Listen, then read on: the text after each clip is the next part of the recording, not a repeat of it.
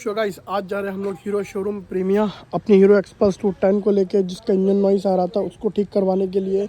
और ये जो सिल्वर कलर का है इसको गोल्डन वाला वही दोबारा लगवाने के लिए, जो था इसका पहला वो लगाएंगे। और अभी जा रहे हैं हम लोग, निकल रहे हैं शोरूम।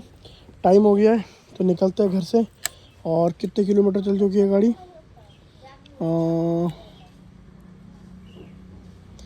7,422 किलोमीटर चल चुका है गाड़ी।